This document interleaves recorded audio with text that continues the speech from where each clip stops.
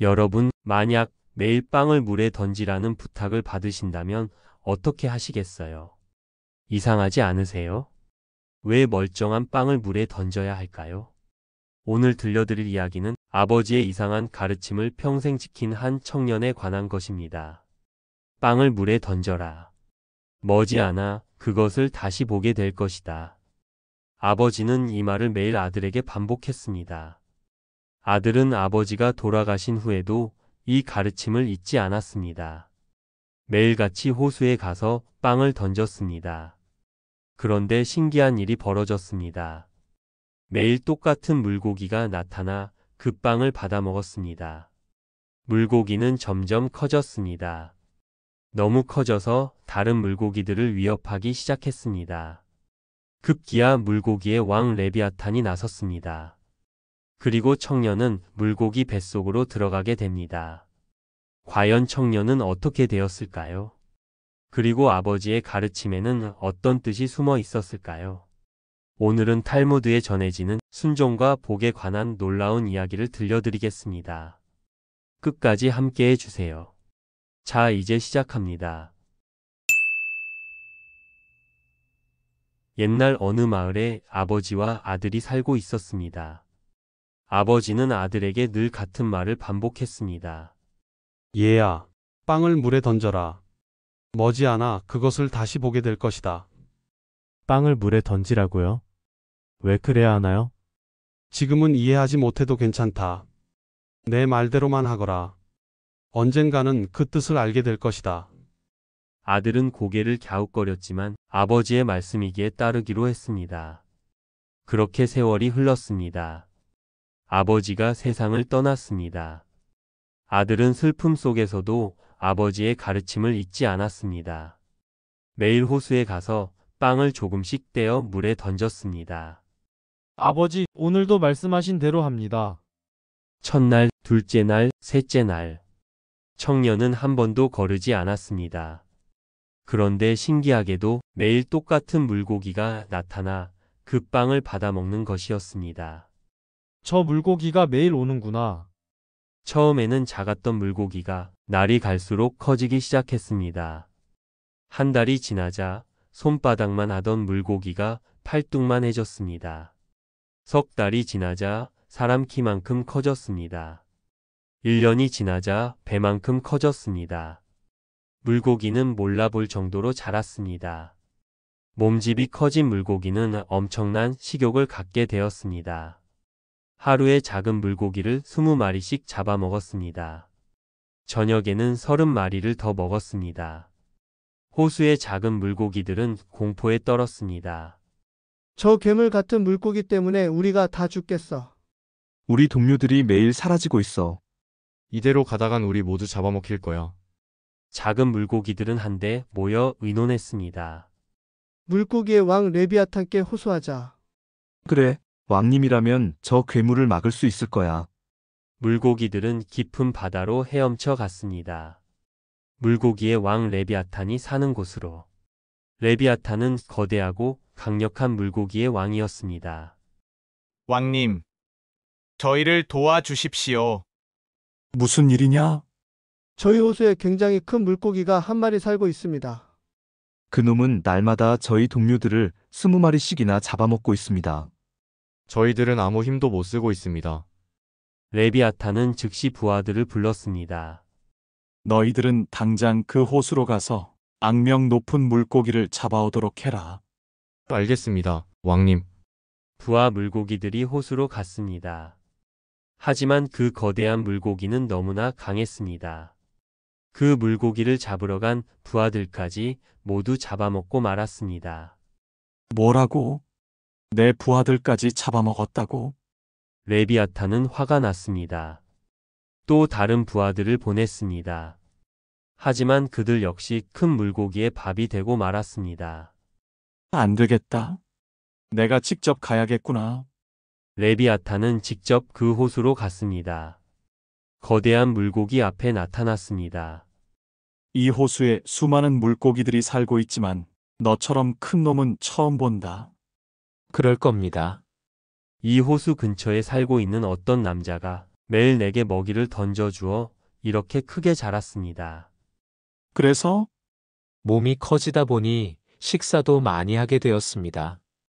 아침에 고기 20마리, 저녁엔 30마리씩을 먹어야 제 생명을 유지하게 되었습니다. 그렇다고 내 동료를 잡아먹어서야 쓰겠느냐? 죄는 내가 그렇게 자라도록 빵을 던져준 사람에게 있을 것 같도다. 내일 나에게 먹이를 던져준 자를 끌고 오도록 해라. 알겠습니다, 왕님. 레비아탄의 명령을 받은 물고기는 계획을 세웠습니다. 청년이 항상 먹이를 던져주곤 하는 제 방으로 갔습니다. 그리고 청년이 떨어지도록 함정을 파두었습니다.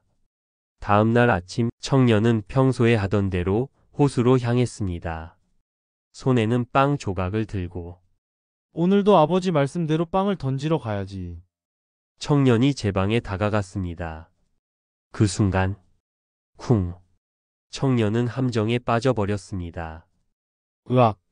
물속으로 풍덩. 물속에서는 입을 크게 벌리고 기다리고 있던 거대한 물고기가 있었습니다. 물고기는 청년을 꿀꺽 삼켰습니다. 아, 아버지. 청년은 물고기 뱃속에 갇혔습니다. 어둡고 무서웠습니다. 물고기는 청년을 삼킨 채 물속을 헤엄쳐 레비아탄에게로 갔습니다. 왕님, 데려왔습니다. 그 인간을 토해내어라. 큰 물고기가 청년을 토해냈습니다. 하지만 레비아탄은 청년을 자신의 입으로 다시 삼켰습니다. 이제 끝인가?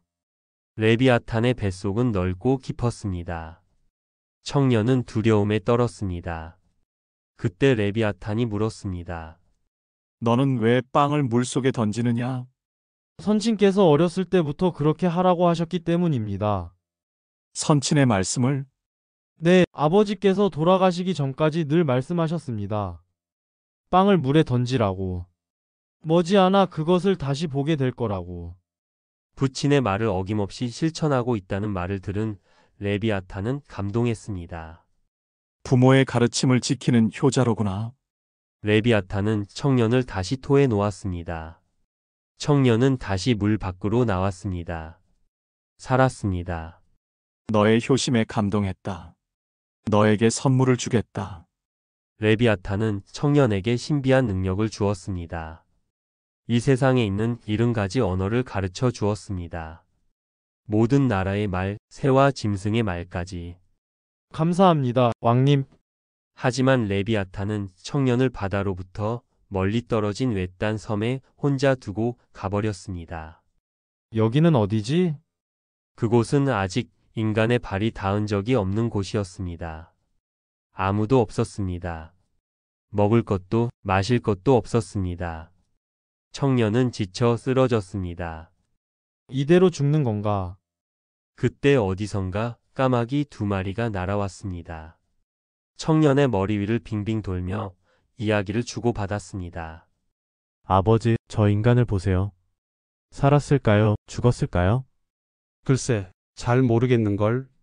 인간의 눈알을 하나 파올까요? 내려가지 마라. 만약 저 인간이 살아있으면 넌 욕을 보게 돼. 하지만 아들 까마귀는 말을 듣지 않았습니다. 호기심이 생긴 것입니다. 인간이 누워있는 곳으로 날아왔습니다. 레비아탄 덕분에 까마귀가 주고받는 말을 모두 알아들은 청년. 아들 까마귀가 가까이 오자 얼른 다리를 움켜잡았습니다. 살려주세요. 아들 까마귀는 비명을 지르며 구원을 요청했습니다. 아버지 까마귀는 눈물을 뚝뚝 흘리며 청년에게 애원했습니다. 제발 제 아들놈을 놓아주십시오. 그렇게 해주신다면 그 대신 좋은 비밀을 가르쳐 드리겠습니다. 무슨 비밀입니까?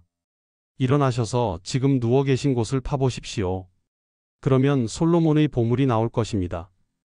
솔로몬의 보물이요. 청년은 아들 까마귀를 놓아주었습니다. 그리고 곧 누워있던 곳을 팠습니다.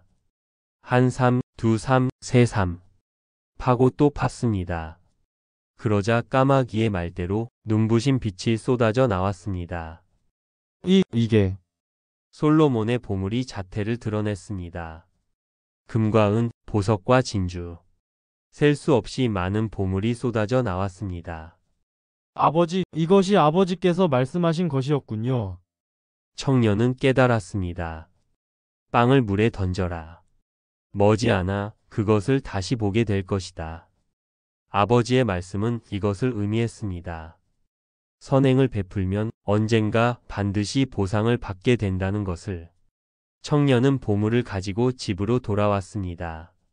거대한 부자가 되었습니다. 하지만 그는 교만하지 않았습니다. 가난한 사람들을 도왔고 어려운 이웃을 돌보았습니다. 70가지 언어를 할 수 있는 능력으로 세계 곳곳을 여행하며 사람들을 도왔습니다. 아버지, 이제야 아버지의 가르침을 이해했습니다. 청년은 행복하게 살았습니다. 그리고 자기 자식들에게도 아버지의 가르침을 전했습니다. 얘들아, 할아버지께서 내게 가르쳐 주신 말씀이 있단다. 빵을 물에 던져라. 머지않아 그것을 다시 보게 될 것이다. 그게 무슨 뜻이에요, 아버지? 선을 행하면 그 선은 반드시 너에게 돌아온다는 뜻이란다. 지금 당장은 보이지 않아도 언젠가 반드시 보게 될 거야. 청년은 자식들에게 막대한 재산을 남겼습니다. 하지만 그보다 더 큰 것을 남겼습니다. 바로 순종과 선행의 가치였습니다. 세월이 흘러 이 이야기는 탈무드에 기록되었습니다. 순종과 선행, 그리고 복에 관한 교훈으로 전해져 내려왔습니다. 여러분, 오늘 이야기는 우리에게 깊은 울림을 줍니다. 청년은 아버지의 가르침을 이해하지 못했습니다. 왜 빵을 물에 던져야 하는지 그 이유를 알 수 없었습니다. 주변 사람들은 아마 이상하게 생각했을 것입니다. 저 사람은 왜 매일 빵을 물에 던지지? 하지만 청년은 포기하지 않았습니다. 아버지가 돌아가신 후에도 한 번도 거르지 않고 매일 빵을 던졌습니다. 그 순종이 놀라운 결과를 가져왔습니다. 물고기의 왕을 만나게 되었고 70가지 언어를 배웠으며 솔로몬의 보물을 발견했습니다. 우리는 이 이야기에서 무엇을 배울 수 있을까요? 첫째, 부모님의 가르침에는 깊은 지혜가 담겨 있습니다. 당장 이해되지 않더라도 그 뜻을 헤아리고 따르는 것이 중요합니다. 청년의 아버지는 선행의 중요성을 가르치고 싶었습니다. 빵을 물에 던지는 것은 아무 데가 없이 베푸는 선행의 상징이었습니다. 둘째, 선행은 반드시 보상을 받습니다. 지금 당장 보이지 않아도 언젠가 반드시 돌아옵니다. 청년이 던진 빵은 물고기를 키웠고 그 물고기가 청년을 레비아탄에게 데려갔으며 결국 보물을 발견하게 했습니다. 모든 것이 연결되어 있었습니다. 셋째, 순종에는 인내가 필요합니다. 청년은 수년 동안 매일같이 빵을 던졌습니다. 결과가 보이지 않아도 포기하지 않았습니다. 우리도 좋은 일을 할 때 당장 결과가 보이지 않더라도 계속해야 합니다.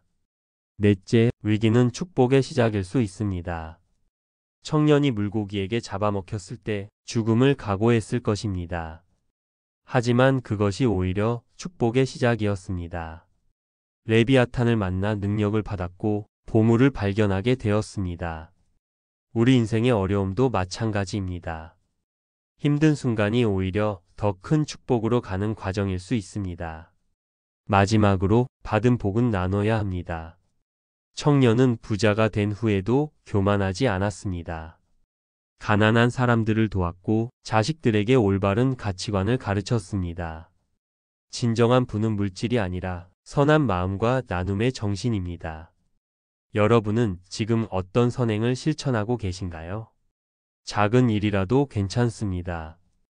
빵 한 조각을 물에 던지듯 작은 친절을 베풀어 보세요. 그 선행은 반드시 여러분에게 돌아올 것입니다. 오늘 이야기가 여러분에게 위로와 희망이 되었기를 바랍니다. 선을 행하고 순종하며 인내하시기 바랍니다. 반드시 좋은 날이 찾아올 것입니다. 지금까지 탈무드의 감동적인 이야기를 들려드렸습니다. 이런 의미 있는 이야기가 더 많은 분들께 전해질 수 있도록 구독 버튼을 눌러주시고 좋아요로 응원해주세요. 알림 설정까지 해두시면 매주 새로운 지혜로운 이야기로 찾아뵙겠습니다. 여러분의 하루가 따뜻한 선행으로 채워지기를 바랍니다. 지금까지 책 읽는 소리였습니다.